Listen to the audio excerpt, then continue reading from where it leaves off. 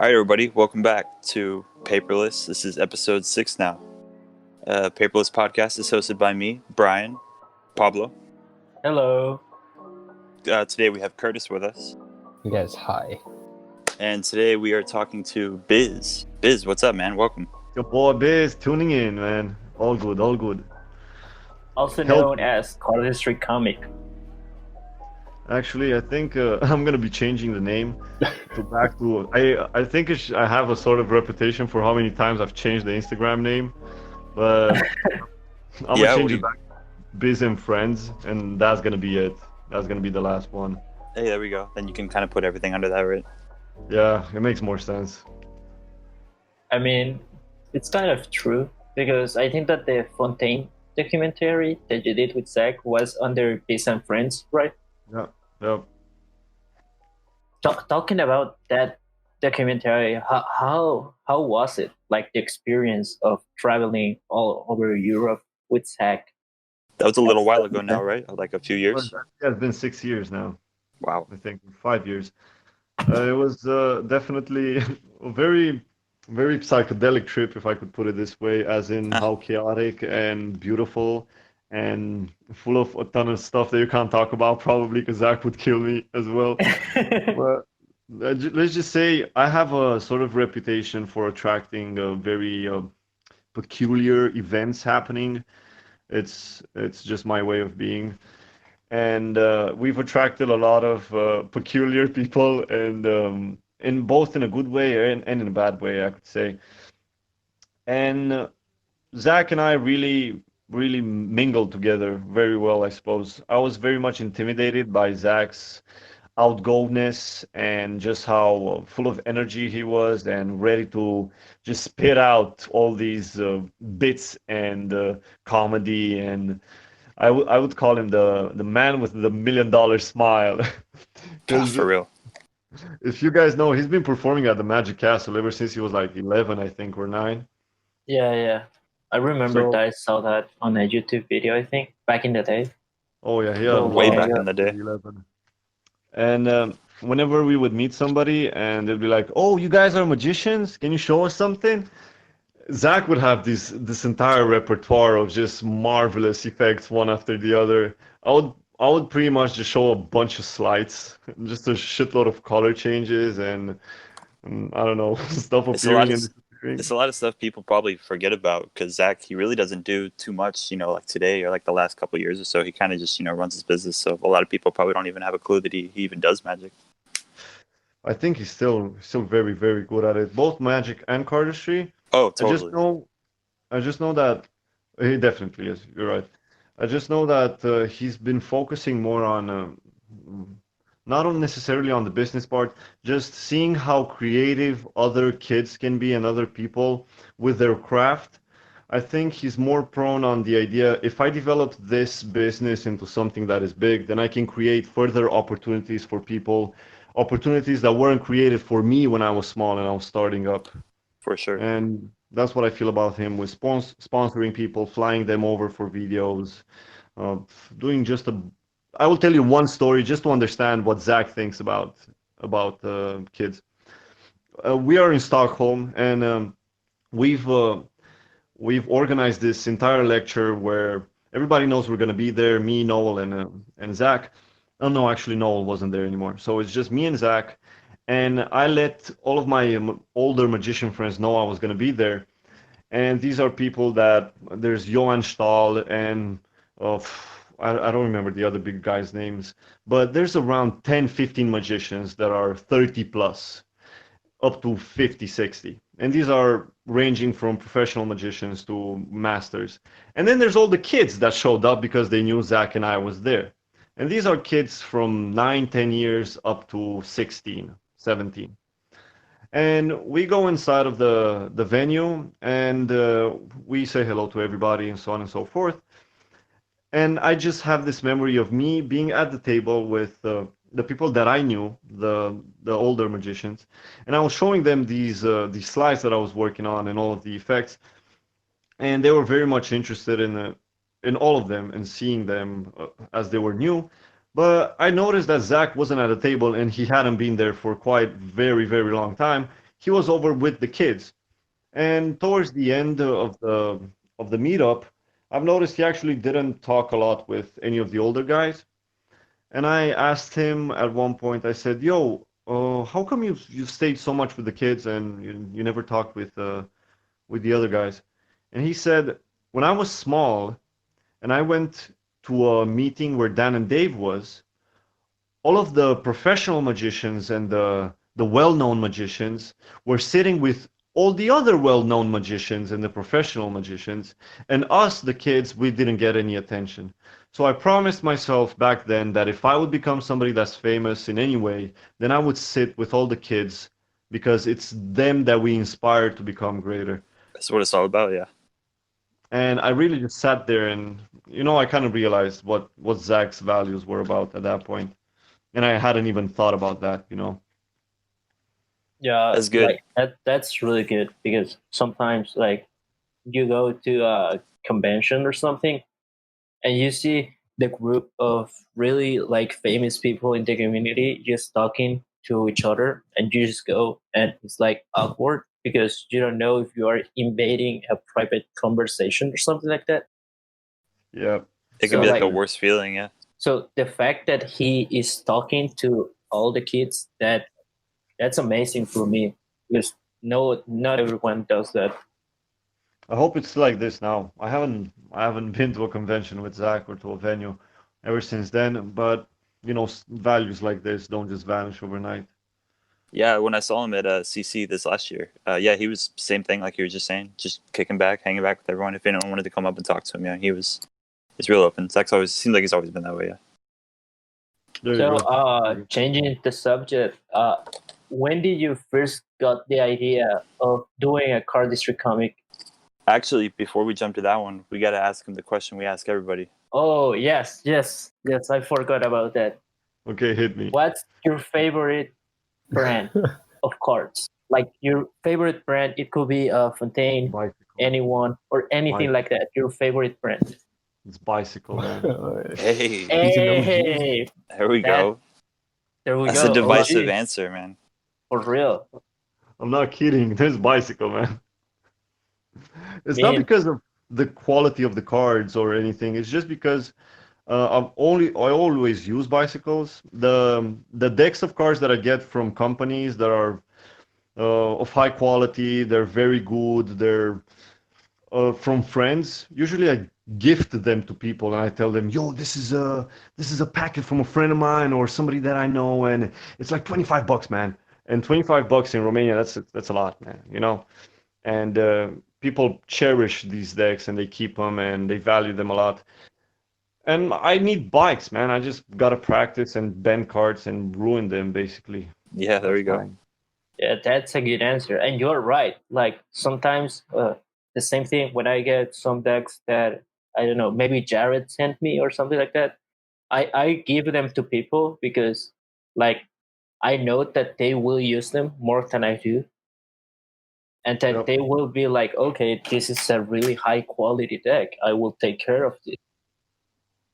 And not only that, but they have almost zero chance of actually having an opportunity to get one of those decks, whereas you have more chances of re-getting another one.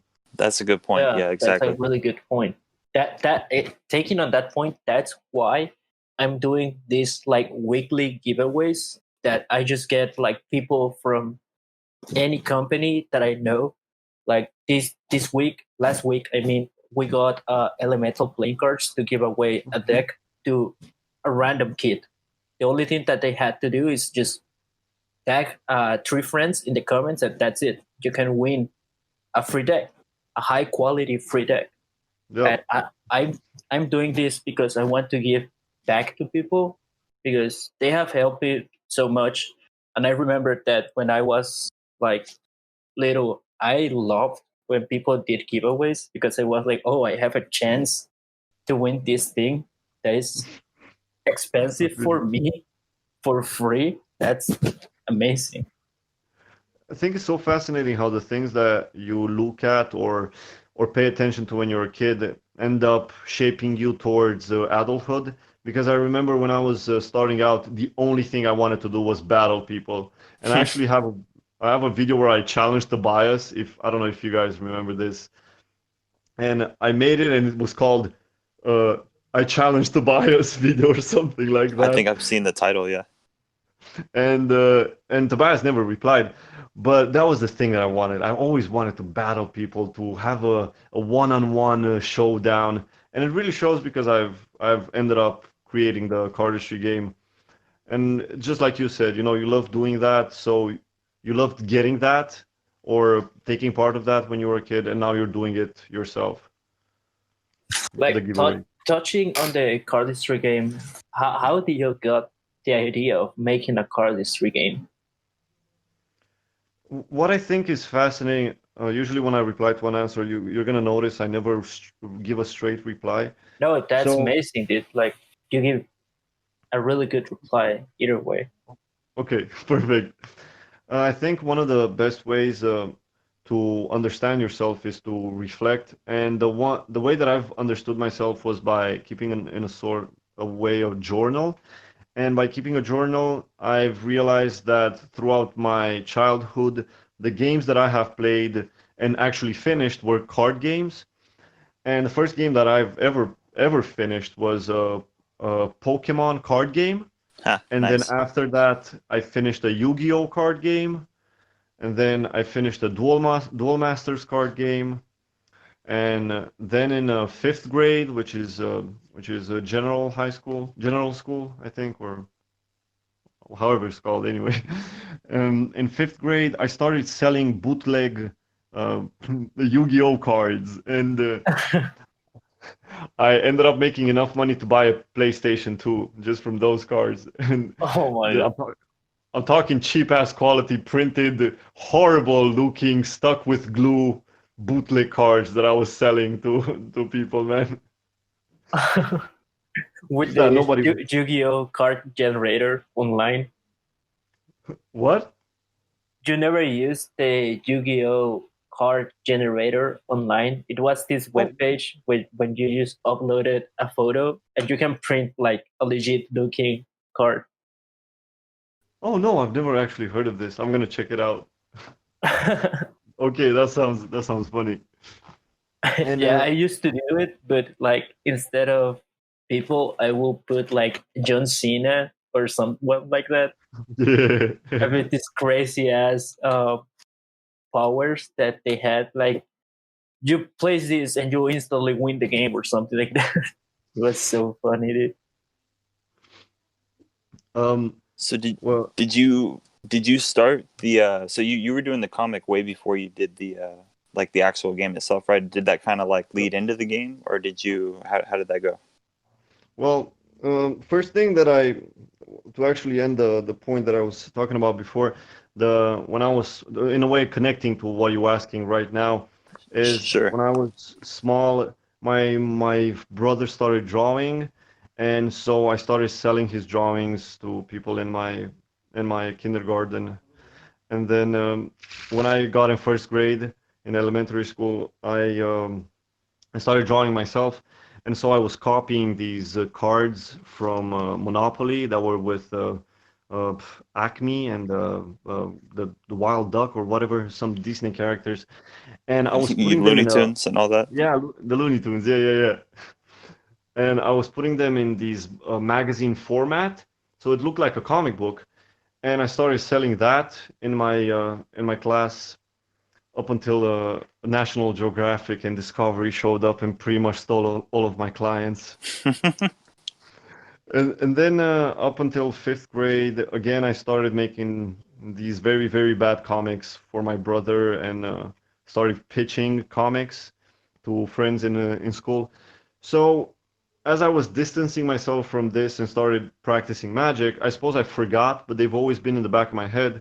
And so when I became more skilled at magic and at creating, and found cardistry as well, and started liking cardistry more. Up until 2014, I think, I didn't actually do anything else except this, just create and practice. And then I proposed to myself in 2015 that I would start doing art more so that I could learn more from the art so that I could bring back into cardistry and magic. And the first thing that came to my mind was making a magazine. And so I started taking interviews of people and trying to organize some sort of games, which if you take a look at them, they're very horrible. They're somewhere on the Biz and Friends website. This is me contacting everybody that I know, from Dimitri to Ladislas to Andre to just everybody that I know from Magic and cardistry, and telling them, okay, you are in Team Blue and you are in Team Red. And they were like, what the fuck is going on? And me having no idea what I'm actually doing. But in a way, I think because people have been accepting my chaoticness and madness, I could polish my thoughts and my intentions into what the beginning of the world magazine was with the interviews, and then realizing that, hey, maybe I should start making comics since I've been drawing every day for the past year. So it's funny that you distance yourself from the thing that you have so fallen in love with, but by being so close to the object of desire that you have, you realize that you're not really bringing any inspiration from the outside. And so by having distanced myself from magic and cardistry for a while, and still being sort of active in the community so people don't completely forget about me, I've learned a lot from painting, which I've done. I've done a 365 drawings a day project together with a friend, which culminated into a 26,000 drawing gallery where there were drawings all over the floor and ceiling and walls. Holy crap! I'm gonna have to check that out. Traveling, you guys got to check that out because that's Seriously. insane. That sounds amazing. We traveled around Europe with a vending machine and a caravan. The vending machine was made out of wood, and it was a drawing vending machine where you write on a piece of paper anything that you want, and you get a drawing in 2 minutes. So there's a person inside, or There's two people inside, that's actually. crazy. That's That's insane. crazy, dude. So going to festivals and selling handmade brooches and just literally selling stories to people on the spot. And it's been a couple of years where I've just engaged in a lot of artistic activities that have given me the opportunity to develop other aspects of my creativity. And so, quite recently, actually, not to be lying, because the cardistry game, just to reply to your question, because I've been derailing a lot. Mm. Fine, dude. The cardistry game started out in 2015 when I actually started deciding that I want to do art, and it started out from my wish of making something for the cardistry con back then. And I figured nobody's making games, so I might as well make a game. And it took me a lot of years to actually develop it and polish it, mainly because there's no cardists here and no magicians, but also mainly because I've I had a different life outside of magic and cardistry, and it's been kind of chaotic both from family and relationships and art as well and friends.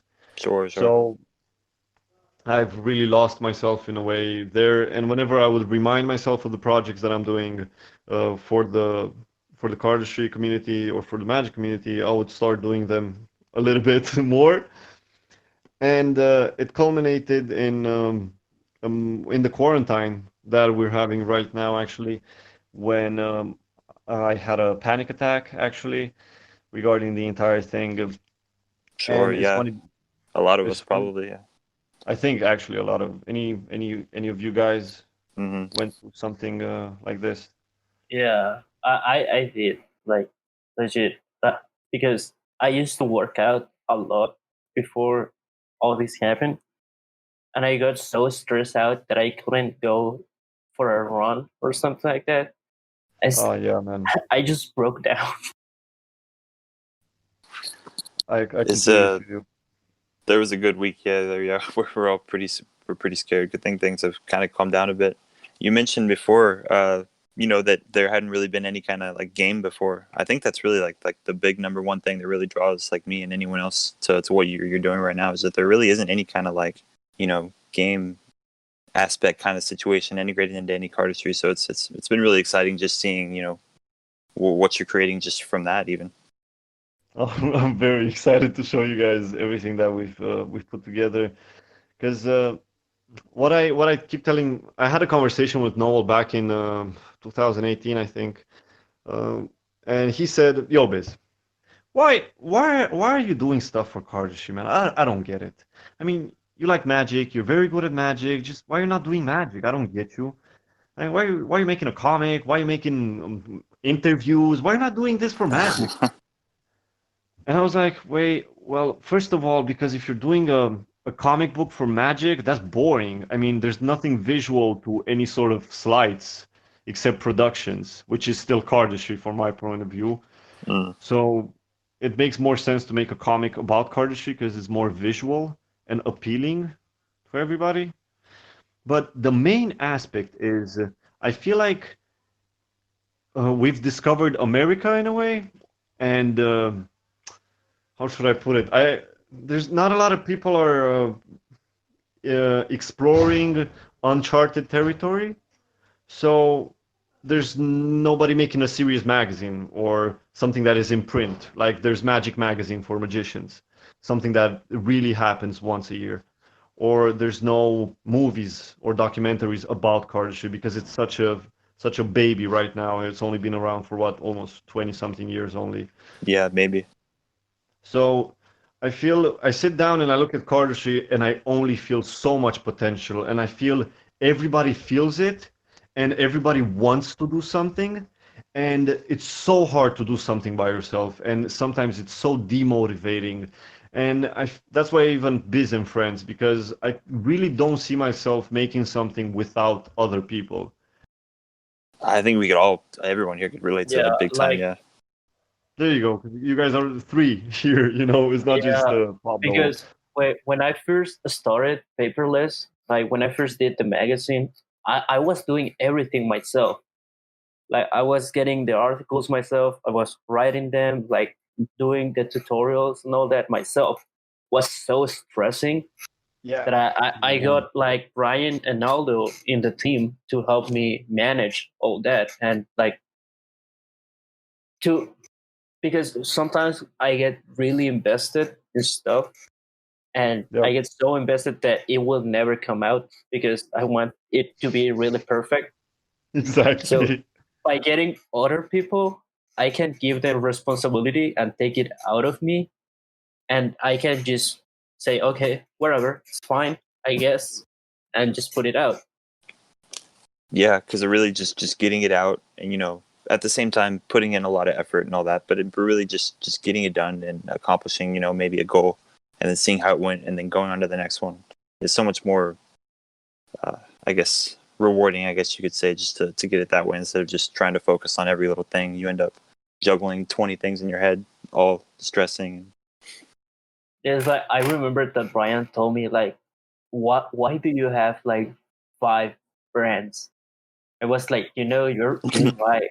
Why do I have so many brands? I can put all that in one. And that's what I did. That's why Paperless says Paperless by Just Shuffle the Cards, or like Paperless Podcast, or like even myself, I'm part of that brand. It's Just Shuffle the Cards. Yep. Different from that, how do I you find inspiration for comics and ideas? I don't know Like if time. let's say Biz is sitting there. Do you ever hit like a wall, or maybe like you need to like Wait. I'm lying. I think I hit a wall, magic wise, in a way. Maybe I got so derailed and unfocused from magic and creating, mainly because I broke my arm and then I had to recover and then that's gonna hurt. Yeah. stuff. And I stopped even touching a deck of cards at one point, and I stopped even creating anything. And so from now and then, I would ask myself, "Hey, can I still create if I want? And I would take a deck of cards and say, okay, I got to create something new in 2 minutes. And I would do it. Something would come out that is pretty decent. And I'm like, okay, I still got it. But then in 2 years, actually it happened last year after America, because I was in America for 3 months working. And I actually got to the point where I ended up so low and not having touched cards in practice last year, any sort of magic, just cardistry, that I really started doubting myself and saying, whoa, I don't think I can do this anymore. And I think this for artists is a very big signal of alarm, because it means that you've derailed so much from your own purpose and from your own goals that you're even doubting your own powers that you've developed in years and years. And I think it shows that after the panic attack, that's where I was. That's what I was leading with that idea. That I realized while I was in bed and recovering from the entire thing that I went through. I was thinking, okay, what am I doing? It's been 5 years, and I've looked around myself and I've noticed I was doing a lot of art. But if somebody would ask me, hey, why are you painting? I was making a painting that had 4 meters by 1 meter. Okay, it's gigantic. It looks That's amazing. I get huge. it. Oh, wow.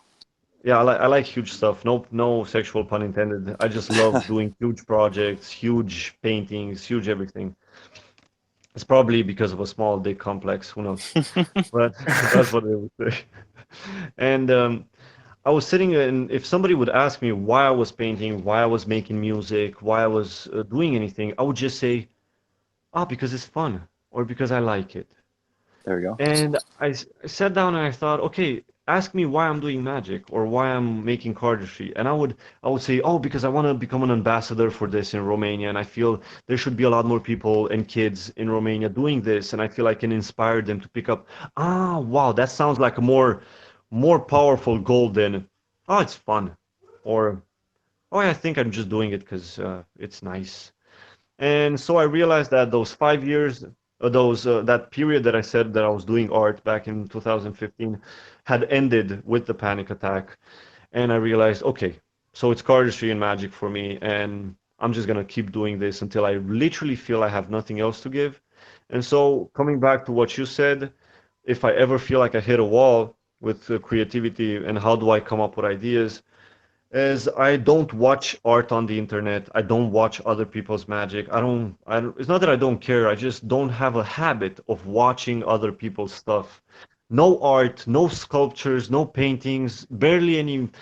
I wouldn't say music because I listen to music of all kinds, but as little art as possible. Because sometimes I would literally, I did this test in America. I said, okay, I'm gonna go and see art for 1 hour. I'm just gonna browse through art. And it was 3 moments when I said, oh, wow, I actually thought of this. Somebody else did it. Oh, wow, I can't do it anymore. And then another time I saw something and said, oh, wow, I never thought of this. Wow, this person is much smarter than I am. Hmm. And then another time I said something else. And I realized, wow, this is not even beneficial for me in any way. Why am I looking at art? Whereas if I remember buying an issue from you, Pablo, of Paperless, and I did it because I wanted to make a magazine, and I said, okay, is anybody making a magazine right now? And there was a, what's their name? Paper. They're from Oh yeah, London. yeah. The other guys. That I think I don't paper remember. cuts. Yeah, Paper paper cuts. cuts. Paper cuts. Yeah. Okay. Okay, I bought paper cuts. I bought another thing called What Magic Are You Doing, or What is Magic? And I bought the Paperless, and I said, okay, let's see what people are making in the community. And I checked them out, and I felt that was much more rewarding, as I could learn from what they did, from what I thought were their good points and their bad points, what I didn't want to repeat and didn't want to do again. And I feel that is a thing that I don't see with other artists, which are my friends. I cannot generalize here, is that my friends sometimes look at too much art, and so they become what's that word? Not claustrophobic, but intimidated. There's so much talent out there, and I agree. Why For real. why should I nah, flawed? Why should I flood my head with so much talent from other people when I know it's gonna sound egoistic, but when I could just do that with all my my ideas and my talent and my creativity. No, not egotistical at all. I mean, it's just, it's all the natural kind of, you know, the flow we all go through when you're trying to get through things, right? Exactly. And so I've always heard of this idea of a creative block, but I truly believe in a creative block as long as you are somebody that is a fully dedicated artist in just one single branch of art. If you're a sculptor and that's the only thing you do, yes, I truly believe you can have a creative block. But when you're an artist, because you can be a painter, a writer, a cardist, a magician, but you're not an artist, you're a magician. Or you're not an artist, you're a sculptor. You're an artist when by your sense of living or thinking or expressing yourself, what do you do in your own life, how you behave with people and the way you understand life, that makes you an art. Somebody that isn't making art at all can be an artist. But as an artist, usually you do a lot of things. So you can have a main branch such as magic and cardistry, which are for me, and you have some other small branches, which are writing, painting, drawing, and so on and so forth. And I feel if I have a creative block in magic, which is literally just an idea that you've stuck yourself upon, or maybe you're tired, or maybe you just need a break. So you go to another art that you love, such as painting or drawing, and so you do that. And by the time you come back to magic, you realize, oh, I have an idea. Because if you would do sports if you would only do sports the entire day, you would get tired probably and stop doing sports after a while. But if you only have practice for 1 hour every day, or you go jogging in the morning, you actually become more healthy because it is healthier. And I know I'm talking a bit, it's so weird for me to, No, it's to, fine, dude. Like I get you because it's the same for me. I don't consider myself like just a designer or something like that. I consider myself an artist because I there you don't go. only do design in my computer. I paint, I do music, I do magic, I do cardistry, I do everything. I find it that is easy for me. I think that is easier. I think that you feel the same. That is easier for people like us to be doing like a lot of stuff instead of just focusing on one thing. Like Definitely is easier for the sure. the, the, the point the moment that I realized that it was when I became successful on quotes on in Instagram, like doing when I got shouted out by real famous people and all that. I just say, okay, so what's next? And I started to getting frustrated because, like, okay, so I'm never going to achieve that level of success anytime soon. So I must shift to cardistry or I might start painting again and stuff like that. So I really feel what you're saying. Oh, but wait, you opened a completely different subject there. Very interesting what you said. Having a sense of fulfillment, actually, because I think you can have this. What you're saying is you had a sense of fulfillment from the designing thing with cardistry and cards and playing cards, and so okay, okay. Sorry, somebody asked me something for a second. And so you are a bit frustrated that you might not have the same sense of fulfillment soon. But I think you can if you're going on the same branch and you're applying what Noel told me last time we saw each other. I asked him how he comes up with flourishes because I find them fucking insane, and he said, Of course. "No, it's very easy. I just say I come up with an idea. It can be a basic, stupid flourish, and I say, okay, how can I maximize this?" And I'm like, well, okay, what does that mean? Well, how can I make it impossible? I'm like, okay. Well, look, for example, there's this famous move in XCM where he has two packets on left and right side, and then he shoots the card from the right packet to the left one and the left one to the right one. Yeah, You there is guys the know this one? I video. believe so. Yeah. Yeah. So he said this actually started out as just a single packet, and I looked at it and said, "Wow, this is nice and boring at the same time. So how can I make it impossible? What if I have two packets and I shoot them at the same time?" I was like, "Wow, that sounds impossible. Perfect. I'm gonna do it." And so many times he takes a flourish and really makes it impossible. And when he's reached a point that he says, wow, I can't do this, then he takes it just a little bit down and says, perfect, this is where I have to do the flourish. And I feel with cardistry or with design and anything, I think we have a much greater chance of achieving something that is impossible because of all the advancement in technology and all the other arts around us. So I would say, for example, if what I would see, because just to how's that word? I have a very sexual expression for this, so I'm not going to use that, but just to compliment you. That's it. Such a basic word. Just to compliment you, Pablo. Whenever I send my artist ideas for mock-ups and playing cards, I only send your account, man, because it's so good. Hey, And I'm shout like, out Pablo. yeah, just check out this guy's account and come up with your own ideas. Basically, that's what I say. What I would see the next level done on your stuff, it doesn't have to be so orientated towards that, but you can definitely make some 3D interactive images with playing cards, or you can make an interactive design your own card from other things, application. I think what is you start finding a sort of plateau when you want to repeat the same recipe that brought you success initially. And if there's one thing, not to make this only about yourself, but I just want to make a small parenthesis that I've noticed from because I went to the really down the first post that you had, and I wanted to see your evolution. I've noticed so as I was going through your Instagram, I noticed that there was a gradual advancement. There's another word for that, which I forget right now. Progress. There's a gradual progress going through it, and what I feel comes with a sense of fulfillment is this idea of rushing. And you get, okay, now I've reached a certain point that gives me satisfaction, and I want to push myself even further. Whereas you've never actually rushed yourself before.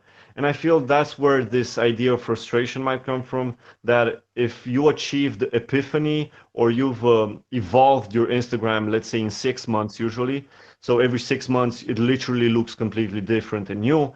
Whereas when you achieve a certain sense of fulfillment or fame or whatever it is, you want to do it in 2 weeks or in 1 month. And so that sense of frustration can come from there. I don't know if you guys wanted to talk about that, but I just wanted Yeah, to express my because opinion regarding what you said. I feel that the peak of my career, like the peak of everything that I have ever done, was the series of photos that I did where I took everyday objects and incorporate them into playing cards. And I have been trying to think like how can I make this even better?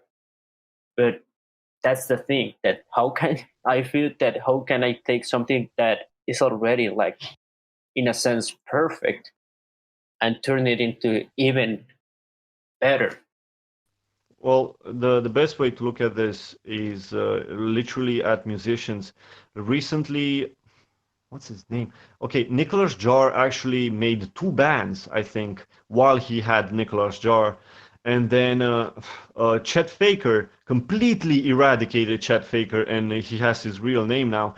And musicians actually go through this. And I think Nicholas Jar is a great example because he's found a tune and a sound that nobody else has found. And that's it. Everybody, when they listen to Nicholas Jar, they want to listen to Nicholas Jar. And so what you're saying reminds me of this idea that you found a recipe that works, and so people go to your channel because they want to check out that. So what I would advise you to do is get a completely different Instagram, just like you did with Reddit, and think, okay, I'm gonna do just horror pieces, or I'm gonna do just sexual pieces. I'm gonna combine people with cards. I'm gonna combine monsters with cards. Just doing only experimental stuff. Even ASAP Rocky, for example, had his latest album was called Testing. He said, I have no idea what my sound is anymore, and I feel I gotta refine my voice. So every song on this album is different. And so he didn't change his name, but I feel it would be a bit more, much a safer play to do. Just make a different account and play around with a bunch of weird and bad ideas completely. And so you Yeah, never.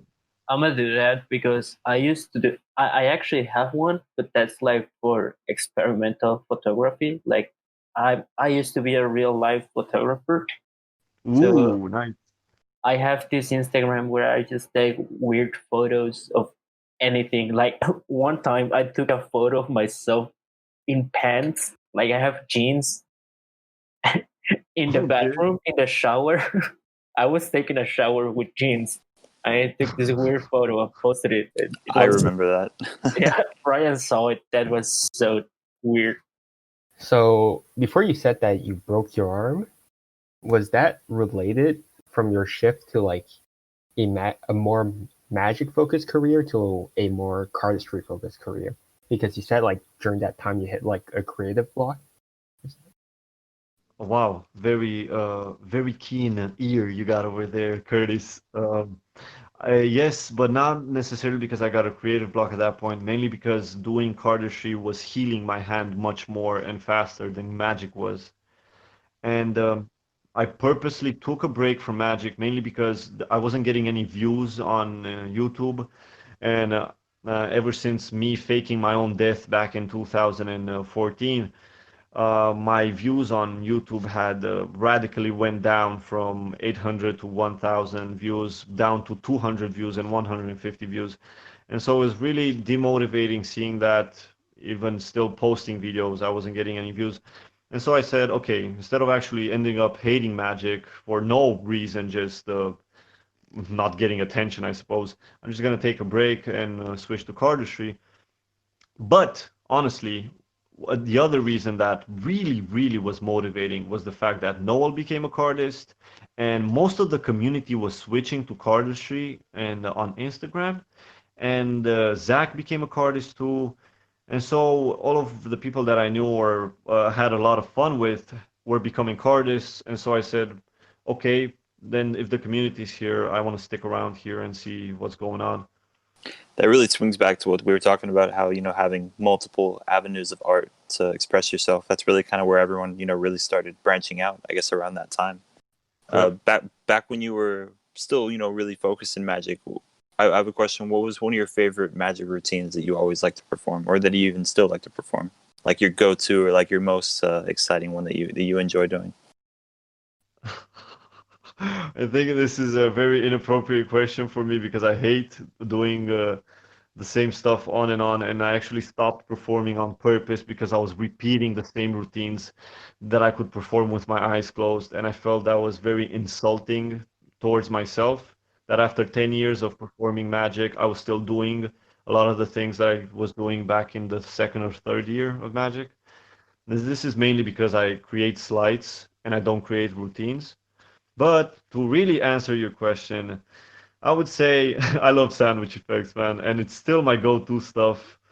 Taking these ideas from Flickering Fingers, if you guys remember back in 2007, they had a lot of ideas from for sandwiches, and I still get the best reactions from sandwich effects that are visual and happen very fast. So that's my go-to routine, actually. Like I have a question. Like way back, you were pumping out effects like almost every month. Like what? Which of those effects is your favorite? Like today, like I think I would have to go for Balian Twist, honestly, because oh yeah, that's so sick. it still I like amazes that one. me how it works. Honestly. Yeah, I think that I one time I practiced it like every day for a month, and I could only do it like twice. Oh So man. freaking hard, dude. So hard. Okay, funny story right here. I think I really would love to. I have all my stories written down somewhere, but I really would love to say them one day. So I pitch the project to Theory 11, the Balian Twist, and John Boehmer replies and he's like, "Yo, this is great, a great move. Please send us the explanation. We hope it's not gimmicked and that it's a good move." So I send them the explanation and they say, "Wow, okay, wonderful. We wanna fly you to Vegas to record this." I was 15, so I told them I gotta go with my dad, and they're like, ah, okay, then here's what we're gonna do, and this is where the funny thing happens.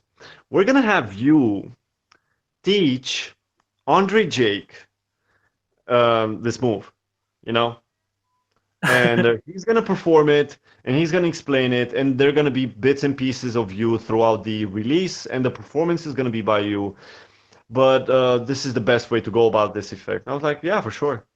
So, I sent him a full explanation of the entire thing with beats and pieces and so on.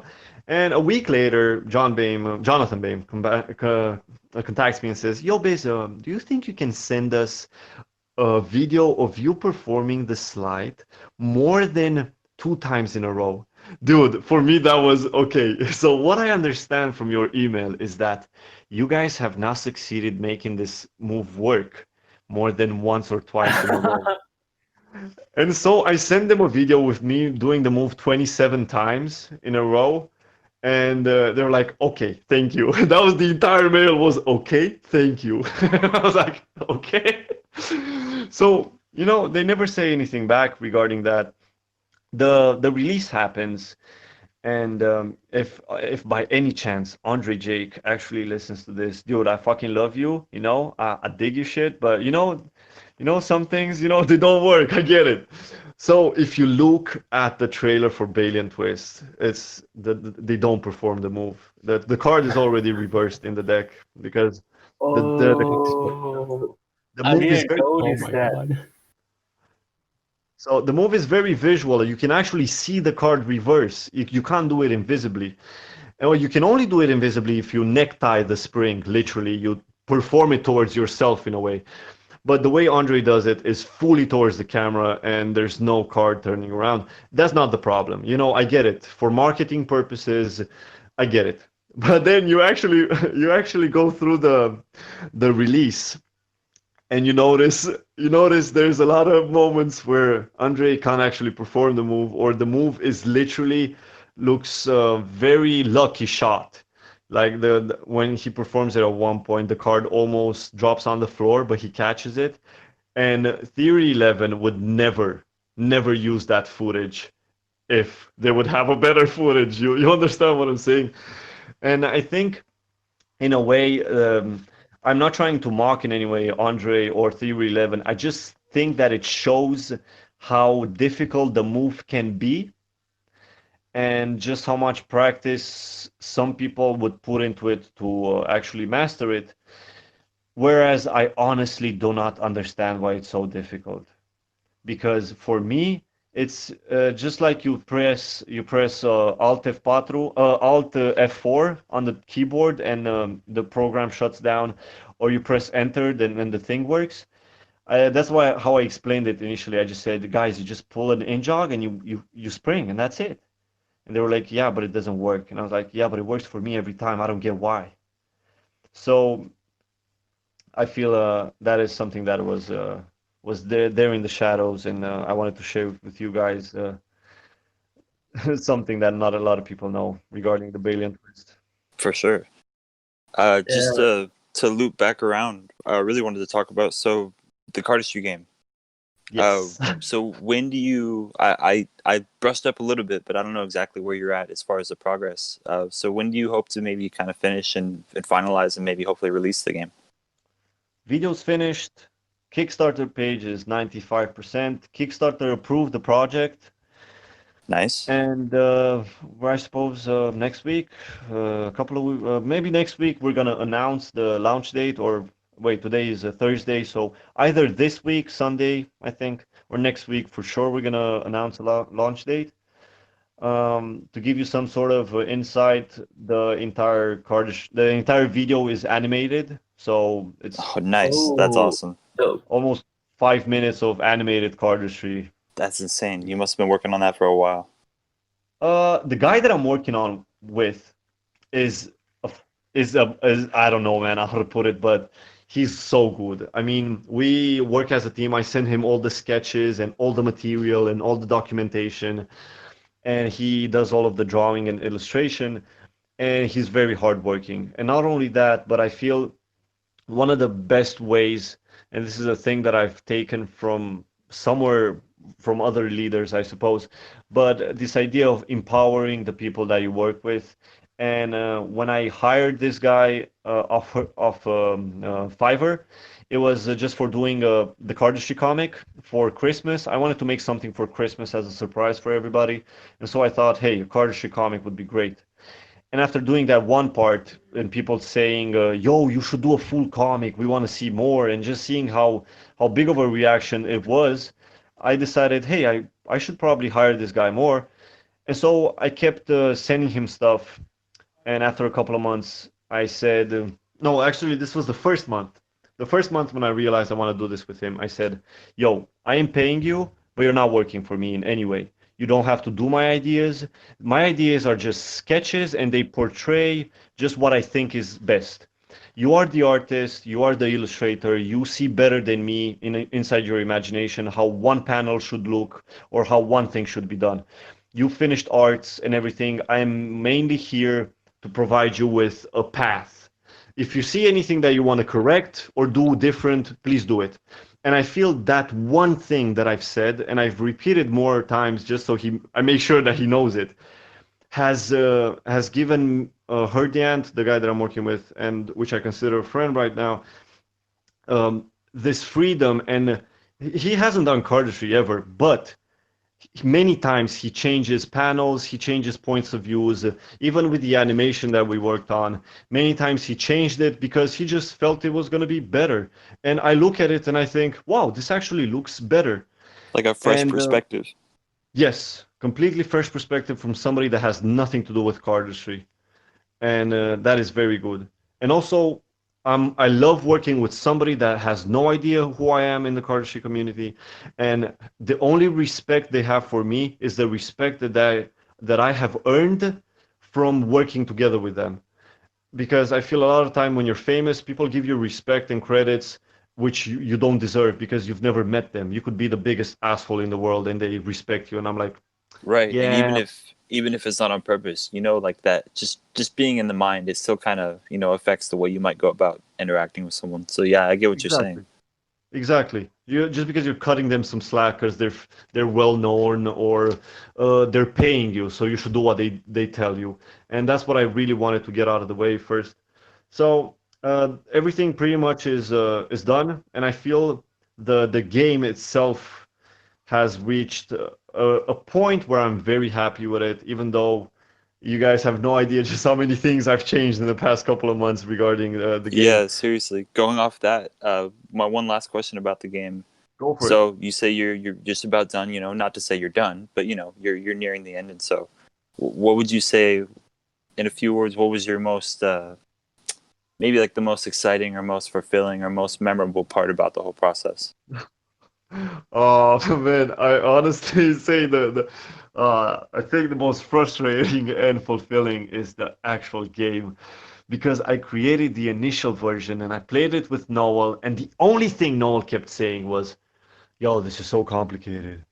Yo, man, this is very complicated, I man." remember watching a video of you and him playing. I think it's a few years ago now, and yeah, I Yeah. kind of got that vibe. Yeah. So that was only a part of it, and the other part was him literally saying so many times, "Yeah, I don't get it." And I'm like, how the fuck you not getting this? Is so simple. But when you're the creator, obviously everything feels so simple to you. But this was very frustrating to me many times because I felt like I had to make this the most dumb game in the world. And that's not the right word to use, I've learned in time, because my game was really too complicated and it wasn't complex. There's a very fine line between these two, and I think you guys know. Hmm. Complex is a game that is polished, nice, engaging, and you kind of get a sense of the fact that you're gonna have fun playing it. It's just that you don't know the entire rules yet. Whereas Exactly. my game was just complicated, a mess and a mash of a lot of ideas from Duel Masters and Yu-Gi-Oh and stuff like that.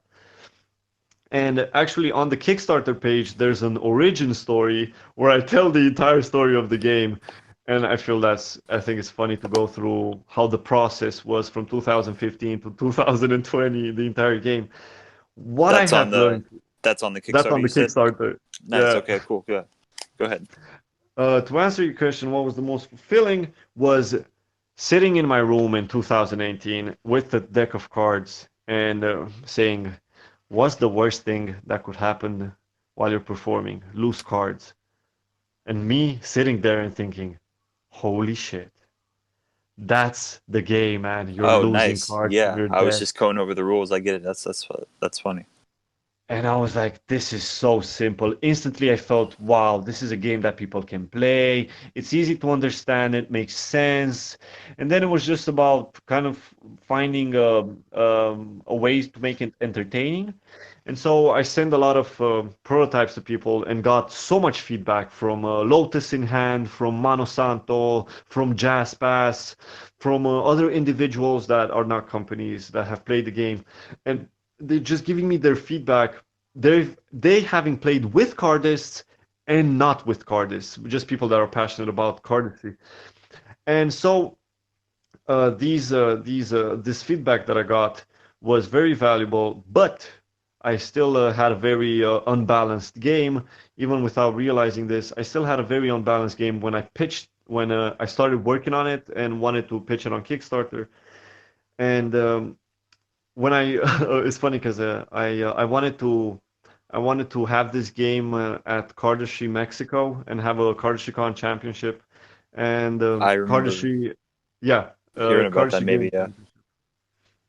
And I sent it to Mano Santos, to Edgar and Michalko, and the game that they have right now in their hands is not okay. I mean, if they would say, "Yo, can we use these prototypes?" I was like, "No, throw it away." Like, throw it away, man. Like, it's not okay.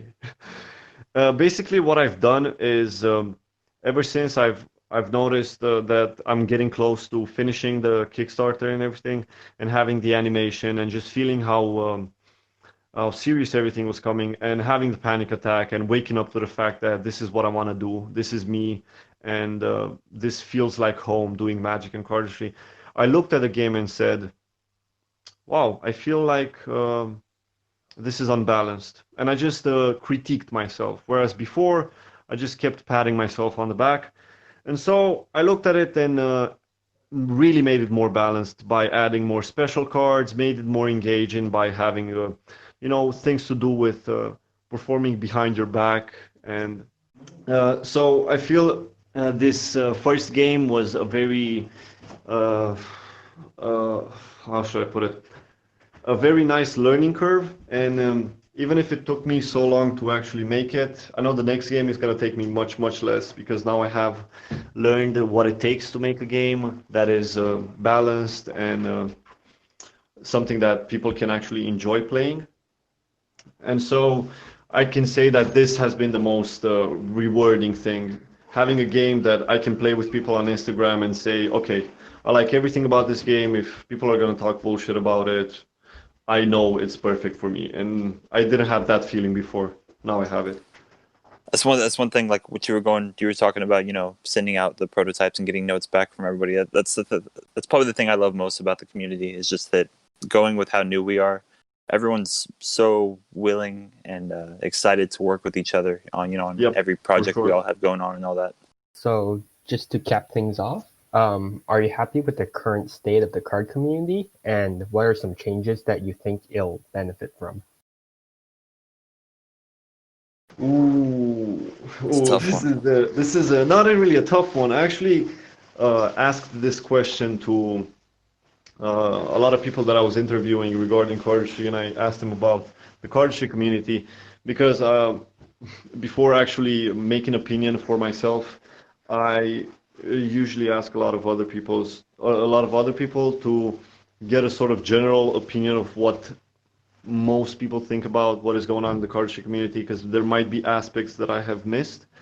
So, what I would love about the cardistry community to happen more is, I would love for the big companies to work together, honestly, because I see this happening with CardistryCon. CardistryCon probably wouldn't happen if Cardistry Touch, Dan and Dave, Fontaine, anyone wouldn't sponsor or pitch in or work together towards this. Probably would happen just with Dan and Dave, but I think it wouldn't have the same impact as it does right now with everybody else pitching in and being a part of it. I would really love if most of the big companies would work together on maybe not a deck, but on something that is I think if you would put anyone and Lotus in Hand and Jaspers and Fontaine, I know they're all different personalities and probably couldn't work together. Well, I would love if this would happen, but I think all of them could definitely make a full feature film documentary about Cardistry and how it happened. And That'd be amazing. I think they could make a video game about this. I think there's so much that could be done at this point that is uncharted territory. I think that there's so much that can be done at this point that nobody is doing because there's so much focus on playing cards. And what I love about Lotus in Hand and what they're doing, in a way, I love each company for what they're doing in a way, but Lotus in Hand really stands out for me because each deck that they do really pushes in a way what you can do with a deck of cards, just by the fact that it's 52 different colors, that it's a gradient, or how they completely eradicated the face and just put a circle and made Cardistry look much more nicer. So these things that nobody else thought about before, I really like when I see innovation in a card design. But everybody's still doing cards. Everybody's still doing playing cards. And I've talked with Noel about this many times, that I feel there's not a lot of ambition happening regarding what could be done. And that's why I wanted to make a full animated video with Cardistry, because I've sent it to a couple of people and they said, wow, I feel like a child watching a cartoon for the first time, just because it's Cardistry, and it's not just Cardistry as in a human performing. It's the Cardistry video that we've prepared is monsters performing and it's animals performing. So it's really what the animation part brings forward to Cardistry is the fact that you can do things that normally you couldn't do in a live video. You can't have a person with 6 arms performing a flourish that takes 6 arms, something that we've done in the animation. You can't have a snake perform a spread or a donut from Nikita. You can't have this stuff. And it's very fascinating and enriching to see something like this, at least for me, and I feel like for a lot of people. But I think this is, in a way, an aspect that I don't like about the Cardistry community. And it still relates to the fact that it is so young and people are still experimenting and playing with it, that there's not a lot of... We're going through a lot of growing pains still. Yeah, I would love more innovation, I would say, like this, and more serious projects or bigger projects, people collaborating together. But what I do love about the Cardistry community is something that you did say and point out before, is that everybody is really helpful and willing to help if you reach out. And the thing is, there's 2 aspects to this. 1, everybody knows you, and 2, everybody doesn't know you. And I feel if everybody knows you, or there's some sort of fame, or people you've collaborated before with other people, then it's more likely for people to reply to you. At least the big companies is more likely to reply.